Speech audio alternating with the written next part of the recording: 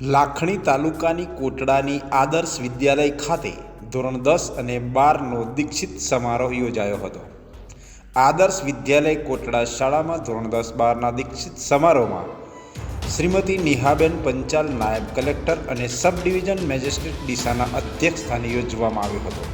જેમાં મુખ્ય મહેમાન તરીકે લાખણી એપીએમસીના chairman Naranbhai Desai, Kiranbhai Prajapati, supervisor ITI college Lakhani, શાળાના પ્રમુખ દલાભાઈ પટેલ, સીઆરસી સુરેશભાઈ ચૌધરી, આજુબાજુની શાળાના આચાર્યશ્રીઓ, શિક્ષકશ્રીઓ, વાલીશ્રીઓ અને ગ્રામજનો મોટી સંખ્યામાં ઉપસ્થિત રહ્યા હતા.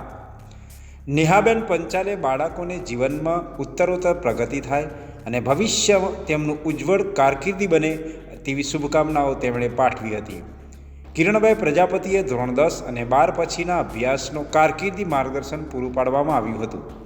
શાળાના પ્રમુખ દલાભાઈ પટેલે બાળકોને ઉજ્જવળ ભવિષ્યની શુભકામનાઓ પાઠવી હતી. ઉપસ્થિત તમામ મહેમાનોનું સાફો, શાલ અને મોમેન્ટો આપી સ્વાગત કરવામાં આવ્યું હતું. શાળાના આચાર્ય હેમાંશુભાઈ સુતારિયા તરફથી કાર્યક્રમમાં ઉપસ્થિત તમામ બાળકોને ભોજન પીરસવામાં આવ્યું હતું. સમગ્ર શાળાના સ્ટાફની મદદથી આ કાર્યક્રમનું આયોજન કરવામાં આવ્યું હતું. એ સ્કૂલમાંથી હું ભણેલી છું. પછી 11મું 12મું મેં એલમ્બિક વિદ્યાલય કરીને વડોદરાની સ્કૂલ હતી, એમાંથી કર્યું છે. કોઈ એક જનરેશને આ વસ્તુ વિચારવું પડે. એ જનરેશન આજે તમે છો, એ જનરેશન આજે તમે છો, એટલે આજે થોડો માની લઈએ આમાંથી કેટલાક લોકો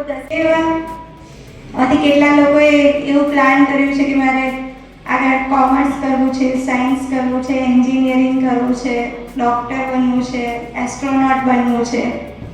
આજે 10th સ્ટાન્ડર્ડના કેટલા છે વિદ્યાર્થીઓ, 10મા ધોરણવાળા જે લોકો એક્ઝામ આપવાના છે? હાથ ઊંચો કરો. ઓકે.